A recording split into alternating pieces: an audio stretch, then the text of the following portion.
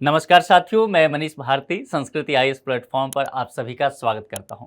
साथियों, देश में लोकसभा का चुनाव जारी है। लोकतंत्र के इस महापर्व चुनाव में हम लोग चुनावी दंगल कार्यक्रम में बात करने जा रहे हैं और आज हम इस बात पर विचार करेंगे कि क्या आप भी अपना राजनीतिक पार्टी बना सकते हैं। कभी आपका मन कर जाए कि चलो चुनाव लड़ते हैं और कुछ अगर दोस्त आप मिल जाएं, जैसे कि कल मैंने बताया था कि निर्दलीय उम्मीदवार के रूप में कैसे आप चुनाव लड़ सकते हैं, और आज हम बात कर रहे हैं कि कुछ दोस्त आप हों, मिल जाएं और आपको लगे कि चुनाव लड़ना है, समाज में परिवर्तन करना है। तो जब सभी लोग मिल जाएंगे, आप 10 लोग आपस में, तो जाहिर सी बात है फिर 10 लोग निर्दलीय क्यों लड़ेंगे। फिर आप चाहेंगे कि हम एक राजनीतिक पार्टी बना लें। जैसे कि मैं आपको एक उदाहरण के तौर पर बताता हूं, आम आदमी पार्टी का गठन। बहुत सारे लोग इकट्ठा हुए, एक मुहिम से, एक क्रांति से लोग आगे बढ़े और उन्होंने तय किया कि एक राजनीतिक दल बनाएंगे और फिर हम चुनाव लड़ेंगे। तो ठीक है, ऐसे आपका भी मन कर जाए तो आपको यह तो जानना चाहिए ना कि कैसे राजनीतिक दल बनता है, आप अपना राजनीतिक दल कैसे बना सकते हैं। आप ये शब्द सुनते होंगे कि अमुक पार्टी क्षेत्रीय पार्टी है, अमुक पार्टी राष्ट्रीय पार्टी है, या ऐसी पार्टी जो कभी राष्ट्रीय पार्टी हुआ करती थी लेकिन अब वो राष्ट्रीय पार्टी नहीं रह गई। ठीक है, तो ये सब कैसे होता है? बोलचाल में तो हम समझते हैं, अखबारों में हम पढ़ते भी हैं, न्यूज़ चैनल पे हम देखते हैं, लेकिन इसका तकनीकी पहलू क्या है, इस पर हम कभी विचार नहीं करते हैं। तो चलिए हम आज यह देखेंगे कि किस तरह से पार्टी का गठन वगैरह होता है और कैसे इनको चुनाव आयोग के द्वारा मान्यता दिया जाता है। क्षेत्रीय पार्टी क्या होती है, राष्ट्रीय पार्टी क्या होती है, और सबसे अहम प्रश्न यह है, यक्ष प्रश्न, कि भारत में अभी कितनी पार्टी है जिसको राष्ट्रीय पार्टी का दर्जा दिया गया है। ठीक है, तो चलिए अब इसको हम विस्तार से समझते हैं। राजनीतिक दल की अगर हम बात करें तो भारत में 2 प्रकार के राजनीतिक दल होते हैं। ठीक है, अब 2 प्रकार के राजनीतिक दल में सबसे पहली बात की जाएगी गैर मान्यता प्राप्त राजनीतिक दल की, और जाहिर सी बात है अगर हम बात कर रहे हैं गैर मान्यता प्राप्त पहला हो गया तो दूसरा हो जाएगा मान्यता प्राप्त राजनीतिक दल। तो ये 2 तरह के राजनीतिक दल हुए। अब इनमें भी कुछ बंटवारा है, उसे देखिए। गैर मान्यता प्राप्त राजनीतिक दल को यदि हम सबसे पहले समझते हैं, इसके तहत क्या क्या बातें की गई है। चुनाव आयोग के समक्ष पंजीकृत तो होते हैं, ये जो गैर मान्यता प्राप्त राजनीतिक दल होते हैं तो चुनाव आयोग में के समक्ष ये पंजीकृत होते हैं, इनका रजिस्ट्रेशन हो चुका होता है, लेकिन यहां पर कुछ शर्त है। देखिए इसे क्या है, इन्हें राज्य स्तरीय दल बनने के लिए विधानसभा या लोकसभा चुनाव में पर्याप्त वोट नहीं प्राप्त हुए हैं। ठीक है, इन्होंने रजिस्ट्रेशन करा लिया है एक पार्टी के रूप में, लेकिन ये विधानसभा चुनाव जो लड़ रहे हैं या लोकसभा चुनाव जो लड़ने वाले हैं, तो उसमें चुनावों में क्या होता है कि इन्हें पर्याप्त वोट प्राप्त नहीं हुआ है जिससे कि ये राज्य स्तरीय पार्टी बन सके। इन्होंने चुनाव आयोग में पंजीकृत होने के बाद से कभी चुनाव नहीं लड़ा है, ये दूसरा टर्म हो सकता है। पहला हो सकता है कि इन्हें लड़ा तो है पर इतना वोट इन्हें नहीं मिला है कि ये राज्य स्तरीय पार्टी कहला सके। ठीक है, दूसरी बात यह है कि पंजीकृत हो गए, रजिस्टर्ड हो गए, लेकिन इन्होंने चुनाव कभी लड़ा ही नहीं है। 2 मुद्दे, ऐसे दलों को मान्यता प्राप्त दलों को दी जाने वाली सुविधाओं का लाभ प्राप्त नहीं होता है। चुनाव आयोग के समक्ष जो भी पार्टी पंजीकृत होते हैं और वो मान्यता उन्हें प्राप्त हो जाता है, मान्यता प्राप्त होने का मतलब क्या हो जाता है कि राज्य स्तरीय दल बन जाते हैं। ठीक है, वो इलेक्शन वगैरह लड़ रहे हैं, जितने मतदान उन्हें मिलना चाहिए प्रतिशत में मत उतना प्राप्त हो जाता है, तो उन्हें कुछ सुविधा दिया जाता है। जैसे कि मान लीजिए पार्टी ऑफिस की बात की जाती है, ठीक है, बहुत तरह की और सुविधाएं दी जाती है चुनाव आयोग के द्वारा। तो ये सुविधाएं जो है इस तरह के दल को नहीं दिया जाएगा, गैर मान्यता प्राप्त राजनीतिक दल को नहीं दिया जाएगा, क्योंकि ये फिलहाल केवल और केवल पंजीकृत ही हैं। अब बात यहां तक पहुंच जाती है कि मान्यता प्राप्त राजनीतिक दल कौन से हैं। ठीक है, एक बात तो हमने देख लिया। अब मान्यता प्राप्त राजनीतिक दल की जब आप बात करेंगे तो इसे 2 स्तर में फिर से बांट दीजिए। देखिए, हमने पहले राजनीतिक दल की बात किया कि राजनीतिक दल कैसे बनता है, तो उसे हमने 2 स्तर पे बांटा कि एक गैर मान्यता प्राप्त राजनीतिक दल और दूसरा मान्यता प्राप्त राजनीतिक दल। और जब हम अब यहां पर मान्यता प्राप्त राजनीतिक दल की बात करने वाले हैं तो उसे भी आप 2 स्तर पर देखिए। एक स्तर जो है वह राष्ट्रीय स्तर की हम बात करेंगे, यानी कि राष्ट्रीय स्तर पर उपस्थित होने वाला पार्टी जो होता है उसे हम राष्ट्रीय पार्टी कहते हैं। क्या होता है अभी हम उसको विचार करेंगे। दूसरी बात, राष्ट्रीय स्तर के बाद हम क्षेत्रीय स्तर की बात करते हैं, यानी कि वैसे पार्टी जो क्षेत्रीय किसी खास क्षेत्र में सक्रिय हो, उसके मुद्दे को उठाए, तो क्षेत्रीय स्तर की पार्टी को हम क्षेत्रीय या राज्य स्तरीय पार्टी कहते हैं। ऐसी पार्टी जो केवल एक राज्य में सीमित रह जाए, अमूमन हम लोग इस तरह के पार्टी को राज्य स्तरीय पार्टी कहते हैं, या एक दो राज्यों में रहे तो आगे बढ़ के हम उसे क्षेत्रीय पार्टी तक भी कह देते हैं। लेकिन इसके तकनीकी पहलू क्या है, ठीक है, जरा उस पर गौर करते हैं, तब हमें चीजें और भी समझ में आ जाएगा। अब राष्ट्रीय दल को लेकर के चलते हैं। देखिए, एक राजनीतिक दल को एक राष्ट्रीय दल माना जाएगा यदि वह कुछ शर्तों को पूरा करते हैं तो। अब ये शर्त क्या है, जरा देखिए, यहां पर शब्दों का खेल है, इसलिए बहुत आराम से आपको समझना पड़ेगा।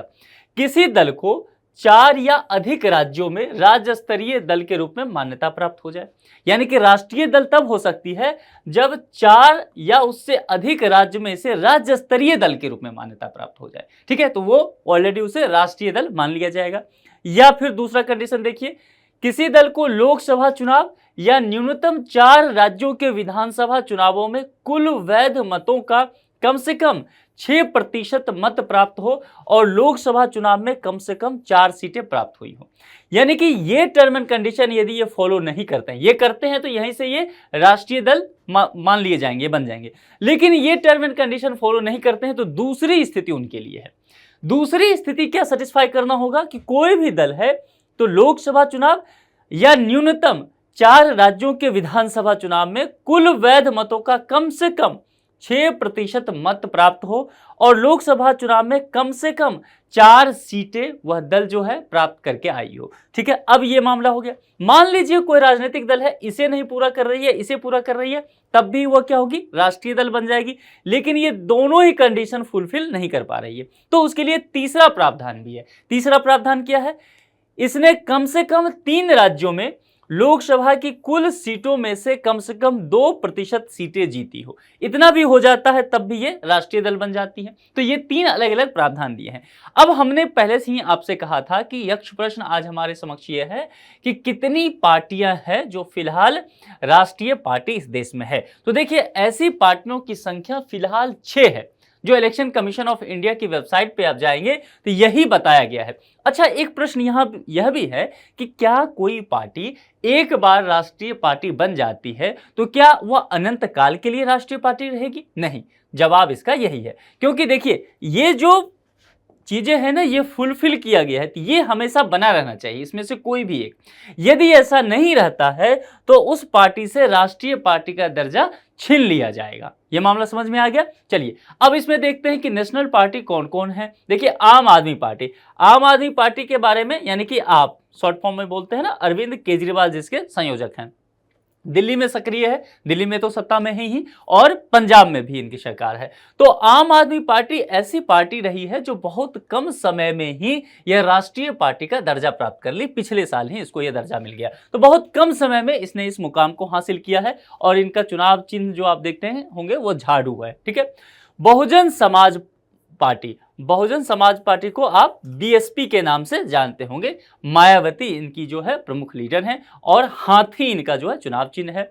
भारतीय जनता पार्टी, आप इसे शॉर्ट फॉर्म में बीजेपी के रूप में जानते होंगे और अभी आप जानते हैं कि जेपी नड्डा इसके अध्यक्ष हैं और इसी पार्टी के प्रधानमंत्री जो है नरेंद्र मोदी, वह इसी पार्टी से संबंधित हैं। और ये जो कमल का फूल खिला हुआ दिख रहा है, यह इनका जो है सिंबल है।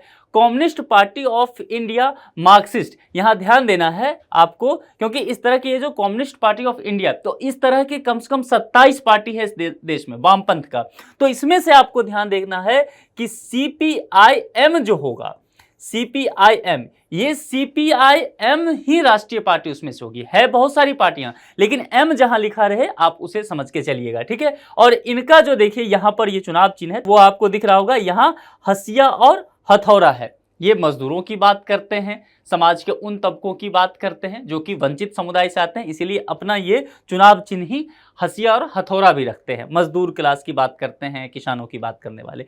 इंडियन नेशनल कांग्रेस, यानी कि इंडियन नेशनल कांग्रेस को आप पॉपुलर वे में कांग्रेस कहते होंगे और इसके जो प्रमुख लीडर हैं सोनिया गांधी हैं, राहुल गांधी हैं, अध्यक्ष मल्लिकार्जुन खड़गे साहब हैं। और ये हाथ, ये जो पंजा छाप यहाँ दिख रहे हैं, ये पंजा जो इनका हाथ का है, ये इनका चुनाव चिन्ह है। नेशनल पीपुल्स पार्टी यानी कि एनपीपी के नाम से आप इसे जानते होंगे। तो नेशनल पीपुल्स पार्टी का जो है ये बुक जो आपका दिख रहा होगा सर्कल में, ये इनका चुनाव चिन्ह है। तो ये 6 पार्टी जो है अभी देश में राष्ट्रीय पार्टी है। यहां ध्यान देना है, इस 6 में से कभी ऐसा हो सकता है कि कोई पार्टी ऐसी हो जो कि राष्ट्रीय पार्टी का दर्जा खो दे। यदि वे इन सभी चीजों को फुलफिल नहीं करते रहेंगे तो इस तरह की स्थिति हो सकती है। अब ये 6 जो राष्ट्रीय दल है, आप कहेंगे क्या इन्हें किसी विशेष प्रकार की सुविधा मिलती है? बिल्कुल, इनको बहुत तरह की सुविधाएं जो है इलेक्शन कमीशन के द्वारा दिया जाता है। अब चलिए यहां पर क्षेत्रीय या राज्य स्तरीय दल के विषय में समझ लेते हैं। मैंने कहा था मान्यता प्राप्त पार्टी को हम 2 भागों में बांट देंगे। एक तो राष्ट्रीय पार्टी हो गया, हमने समझ लिया 6 राष्ट्रीय दल हैं।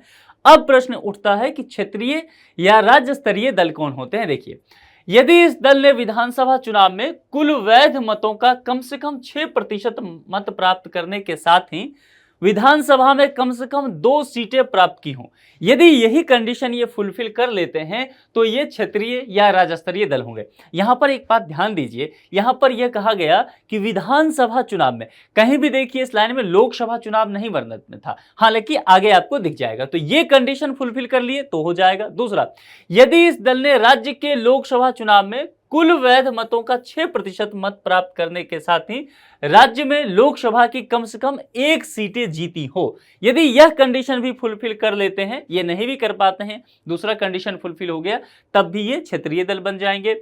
यदि इस दल ने विधानसभा चुनाव में कुल सीटों का कम से कम 3% या 3 सीटें, दोनों में से कोई एक हो सकता है, जो भी अधिक हो अर्जित की हो, तब भी ये क्षेत्रीय दल या राज्य स्तरीय दल कहे जाएंगे। यदि इस दल ने राज्य में लोकसभा की प्रत्येक 25 सीट में से कम 1 सीट जीते हों, तब भी ऐसा हो सकता है। यदि इस दल ने लोकसभा चुनाव या राज्य के विधानसभा चुनाव में कुल वैध मतों का कम से कम 8% मत प्राप्त किया हो, तब भी ये क्षेत्रीय या राज्य स्तरीय दल कहे जाएंगे। अब एक विभेद और यहां समझ लीजिए कि जो राज्य स्तरीय दल होते हैं या क्षेत्रीय दल होते हैं और राष्ट्रीय दल होते हैं, इनका मुद्दा क्या होता है। जब आप ये सुनते होंगे कि पूर्व राष्ट्रपति जो रहे रामनाथ कोविंद साहब, उनके अध्यक्षता में एक कमेटी बनी थी जिसमें कहा गया एक देश एक चुनाव को लेकर के रिपोर्ट देने को, और उन्होंने राष्ट्रपति महोदया द्रौपदी मुर्मू साहिबा को ये रिपोर्ट दे भी दिया। अब उसमें क्षेत्रीय पार्टियों का आप देखते होंगे कि कुछ विरोध है। क्यों ये क्षेत्रीय पार्टियां विरोध करते हैं? क्योंकि देखिए, क्षेत्रीय पार्टियों का जो मुद्दा होता है ना, वह क्षेत्रीय स्तर का होता है, यानी कि राज्य स्तर के मुद्दे होंगे, लोकल मुद्दा होगा। जैसे कि मान लीजिए वह किसी विशेष जाति के लिए काम करती हो और उस राज्य में उस जाति का आबादी अधिक होगा, उनको लगता है कि चुनाव में इस जाति से मुझे फायदा मिल सकता है, तो आप देखेंगे कि वे उस जाति को लेकर के बात कर रहे हैं। हो सकता है किसी क्षेत्र में आदिवासियों को लेकर के बात किया जाता रहे, या किसी जगह पर हो सकता है किसी विशेष मुद्दे को लेकर के बात किया जाएगा, हो सकता है किसी विशेष प्रोजेक्ट को लेकर के बात किया जाएगा। जिस राज्य में अधिक बाढ़ पड़ता हो, जहां अधिक सूखा पड़ता हो, तो स्थानीय मुद्दे ज्यादा चर्चा में रहते हैं। अब मैंने कहा कि एक देश एक चुनाव का विरोध फिर ये क्षेत्रीय पार्टियां क्यों करते हैं? क्योंकि अगर एक साथ चुनाव होगा तो राष्ट्रीय पार्टी के साथ ही इन्हें चुनाव लड़ना पड़ेगा। मतलब अगर एक साथ चुनाव हो गया तो लोकसभा चुनाव हो रहा है, साथ में विधानसभा चुनाव भी हो रहा है, तो आप देखेंगे कि उस वक्त क्या होगा, राष्ट्रीय मुद्दा हावी हो जाएगा। अब राष्ट्रीय मुद्दा क्या होता है? राष्ट्रीय मुद्दा हो गया सुरक्षा का मुद्दा हो गया, जैसे कि बॉर्डर पे क्या हो रहा है, सेना का मुद्दा हो गया, ठीक है। तो इस तरह के मुद्दे जो होंगे उसमें ये क्षेत्रीय मुद्दा गौण हो जाएगा, राष्ट्रीय मुद्दों पर वोटिंग हो जाएगी, तो क्षेत्रीय पार्टियों को इससे नुकसान हो सकता है, ठीक है। और भी बहुत तरह के डिबेट है, लेकिन ये जो एक डिबेट है, एक जो विरोध करने की बात है, वो दो दल के आधार पर है, इसलिए आपको ये डिबेट भी जानना चाहिए। तो अब आप समझ गए होंगे, यदि कभी आपको अपनी राजनीतिक दल बनानी हो तो आपको या तो गैर मान्यता प्राप्त राजनीतिक दल होंगे, मान्यता प्राप्त राजनीतिक दल होंगे तो क्षेत्रीय दल हो सकते हैं आप, या फिर राष्ट्रीय दल होंगे। तो जो भी कंडीशन उसके लिए फुलफिल करना है वो आपको फुलफिल करना ही होगा, तभी आप राजनीतिक दल बना करके चुनाव लड़ सकते हैं। तो इस लेक्चर में इतना ही रखते हैं, दूसरे लेक्चर में फिर दूसरे मुद्दे के साथ आपके समक्ष हाजिर होंगे। अपना बेहद ख्याल रखिए, शुक्रिया।